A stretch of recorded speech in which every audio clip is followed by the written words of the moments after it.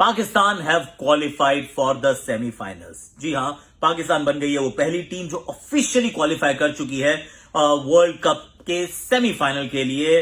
Of course England भी बहुत ज्यादा दूर नहीं है, पर मैथमेटिकली अभी वो पूरी तरह से क्वालिफाइड नहीं है। इसी नाम के आगे क्यों नहीं है, पर Pakistan yes they are through. Babar Azam, Rizwan, कमाल की बल्लेबाजी इस बार तो खैर professor Hafeez has also joined the party. In the end Namibia ने थोड़ा फाइट जरूर दिखाया, पर जीत हुई है पाकिस्तान की। चलिए भाई, पड़ोसी जीत गए। आज शाम को हमारा मुकाबला है, मतलब डू और डाई के हम 2 मुकाबले हार चुके हैं। एक पाकिस्तान से हार मिली, दूसरी बार हमने न्यूजीलैंड के सामने हार का सामना किया, पर दिस इज नाउ और नेवर ना।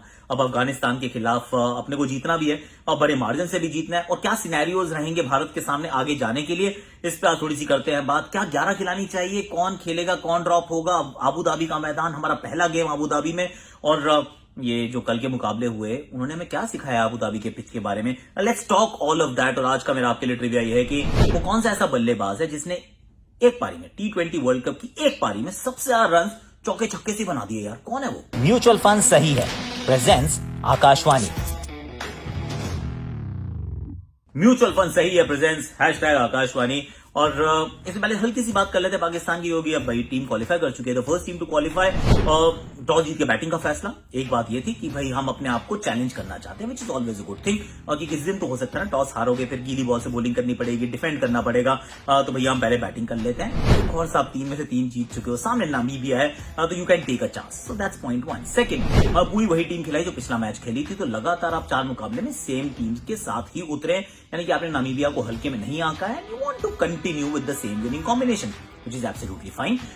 तीसरी बात, जब बैटिंग करने आए तो शुरुआत में बैटिंग आसान नहीं थी। बॉल अच्छा खासा मूव कर रही थी, और पहले 6 में तो सिर्फ 29 ही रन बने थे, 22 डॉट गेंदें थी। लेकिन उसके बाद के 14 ओवर में सिर्फ 12 डॉट गेंदें थी। और Babar Azam once again played a fantastic knock. और इस बार थोड़ा रोल रिवर्सल था, वो मतलब बुलेट ट्रेन की तरह रिजवान नहीं भागे थे। इस बार अच्छी बैटिंग जो की, जिसने अग्रेसर का रोल अदा किया, वो थे बाबर आजम। ब्रिलियंट बैटिंग उन्होंने की।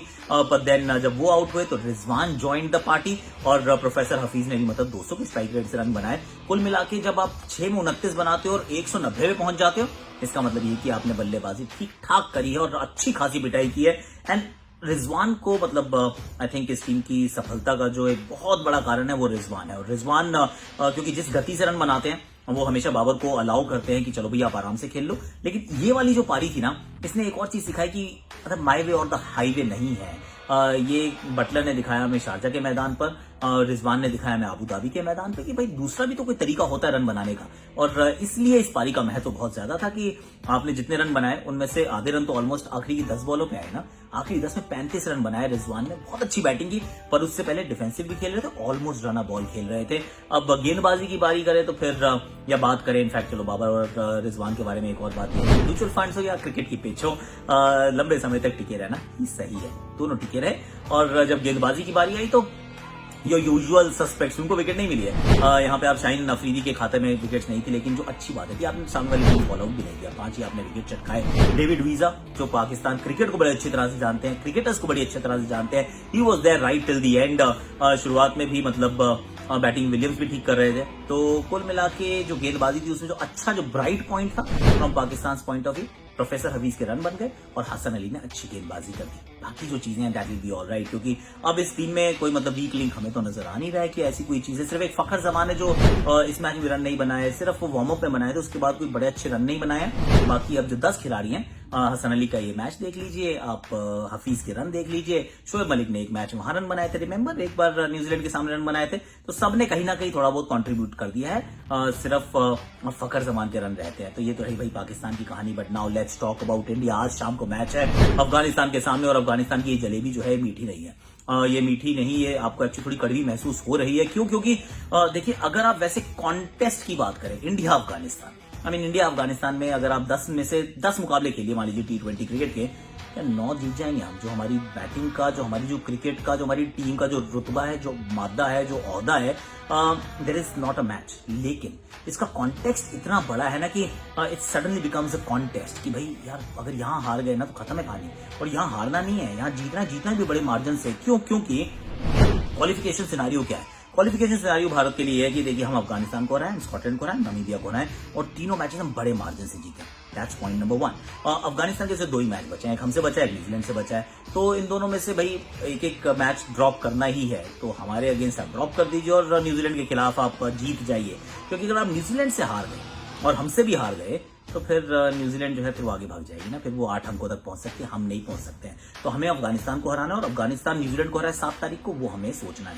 उसके बाद जब ये 3 वे टाई हो जाए, मान लीजिए हमारी अफगानिस्तान की और न्यूजीलैंड की जीत बराबर हो जाए, तो उसमें हमारा नेट रन रेट सबसे बेहतर हो। उसके लिए भी 2-3 चीजें कि हम तो बड़े बड़े मार्जिन से जीते, लेकिन अफगानिस्तान जो है न्यूजीलैंड को छोटे मार्जिन से हराए, न्यूजीलैंड नामीबिया और स्कॉटलैंड को छोटे मार्जिन से हराए, और अफगानिस्तान का जो मतलब हमारे साथ तो हार ही जाए ना, बट ठीक है भाई, this is what it is. थोड़ा सा वो थोड़ा कंफ्यूजिंग है, but this is how we are, this is where we are.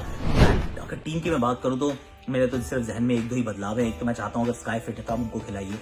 Ishan Kishan अगर खिलाना ही है, मान लीजिए स्काई नहीं है फिट, तो ईशान को ऊपर नहीं नीचे खिलाओ यार, नीचे खिलाओ अपने 1-2-3 को 1-2-3 रहने दो, राहुल, रोहित और विराट, क्योंकि इसी से आपने कहा था कि हम अपना टूर्नामेंट शुरू करेंगे। तो that's the change that I want कि ईशान को बीच में रखिए, खिला लेना भाई, अब मार लो राशिद को आके, या फिर वो मुजीब को आके, अगर मुजीब अवेलेबल है तो आप उस लिहाज से इस मुकाबले को देखें। गेंदबाजी में मुझे लगता है कि राहुल चाहर की जगह बन सकती है। वो इसलिए बन सकती है क्योंकि वरुण चक्रवर्ती को मिस्ट्री नजर नहीं आई है। अब क्या आप अश्विन को खिलाना चाहेंगे? सामने वाली टीम में कोई ज्यादा लेफ्ट हैंडर नहीं है, इसमें जरूर नजीबुल्ला जादरान आएंगे, शुरू में हजरतुल्ला जज़ई आएंगे, लेकिन अश्विन नहीं, मुझे नहीं लगता। मुझे लगता है आप विकेट टेकर की तरफ जाएं तो वो होंगे राहुल चाहर। चाहल होते तो कोई इशू नहीं था, that was a foregone conclusion कि आप उनको दोनों तीनों मैच खिलाते, पर चाहल नहीं है तो फिर आप चाहर की तरफ जा सकते हैं। बाकी तो मैं कोई बदलाव की उम्मीद नहीं करता। देयर इज अनदर थियरी कि अगर अब हार्दिक बॉलिंग कर रहे हैं तो आप शार्दुल को ड्रॉप करके एक और स्पिनर को खिला लीजिए, 3 स्पिनर के साथ उतर जाइए। यार एक तो ना शाम को ना देखो टॉस का महत्व तो बहुत रहता है। अगर टॉस जीत गए तो सबको ठीक है कि चलो भाई अब सब शांति है तो कोई दिक्कत नहीं है, लेकिन अगर आप टॉस हार जाते हैं तो आपको बॉलिंग बाद में करनी पड़ती है। गीली बॉल से 3 स्पिनर का क्या करोगे यार? फिर हार्दिक से 4 ओवर कराने पड़ेंगे, फिर आपकी जान अटकी रहेगी गले में। तो मैं तो कह रहा हूँ कि भाई 3 फास्ट बॉलर प्लस हार्दिक प्लस 2 स्पिनर्स के साथ उतरिए और खेलिए एक बार बेबाक बिंदास। क्योंकि जब हमारा मैचअप देखें कि क्यों इंडिया बहुत आगे, क्योंकि India is a strong team, यानी strong team has to play like the strong team. अभी तक क्या लग रहा है कि थोड़ा सा टिमिड है, थोड़ा हेजिटेंट है। अब बेबाक बिंदास अंदाज में अगर खेलते हैं तो there won't be a problem, लेकिन अगर आप हल्का सा भी हेजिटेंट हैं, टिमिड हैं, उतना ब्रेव नहीं है, रिस्क नहीं ले पा रहे, तो फिर सामने मुजीब, नबी, राशिद, नवीन और हामिद हसन भी खेलेंगे ना यहाँ पे, ये आपको पकड़ लेंगे। और सामने वाली जब टीम आएगी तो फिर वो जज़ई, शहजाद, गुरबाज, गुलबदीन, नजीबुल्ला, ये सब पिटाई करना शुरू करते हैं। ये नहीं डरते कि इससे इनके खेलने का अंदाज बिल्कुल नहीं बदलता है, तो they can actually put a lot of pressure on you. Once again keeping my fingers crossed and every other body part cross for India to pull this one, क्योंकि अभी तो वैसे भी जिंदगी का रिमोट कंट्रोल है वो जा चुका है दूसरों के हाथ में। We don't decide our fate, पर अगर ये मैच कहीं उल्टा पुल्टा हो गया देन तो फिर पक्का है कि घर ही वापस आना है, फिर हम आगे नहीं जा सकते, तो उम्मीदें बिल्कुल ही खत्म हो जाएंगी। So let's hope that India plays good cricket and India wins this game, let's hope for that. अब जो मैंने आपसे सवाल पूछा तो उसका जवाब देता जाता हूं मैं कि कौन सा वो बल्लेबाज है जिसने एक T20 इनिंग्स में वर्ल्ड कप के इतिहास में सबसे ज्यादा रन चौके और छक्कों से बनाए? नाम है उनका क्रिस्टोफर हेनरी गेल। पहला ये मुकाबला था south Africa versus West Indies का, 117 बनाए थे और उसमें से 88 रन चौके छक्कों से जड़ दिए थे भाई साहब ने। ब्रह्मांड का। आज के लिए इतना ही। जाते जाते मेरी शॉर्ट्स नहीं, आपकी शॉर्ट्स मेरी Akashvani. Like share comment section में, कमेंट नीचे होता है, पिन करो प्रोफाइल पे और कमेंट सेक्शन को भर दीजिए। कल फिर मिलेंगे। उम्मीद है कि जब मिलेंगे तो अफगान जलेबी जो कड़वी नहीं वो मीठी नजर आएगी और थोड़ी मिठास के साथ बात करेंगे कि अच्छा किया देखो भारत, स्टांस अच्छा लगेगा और स्ट्राइड उतनी ही बेहतरीन। एक बार फिर हाई एल्बो, बहुत अच्छे। फोटो खींचो साहब इनकी।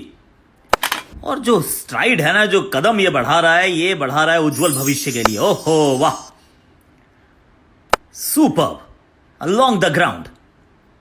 गेंद जमीन पर है लेकिन सपने इन्हें उड़ान भरने के देखने हैं। बहुत ही शानदार।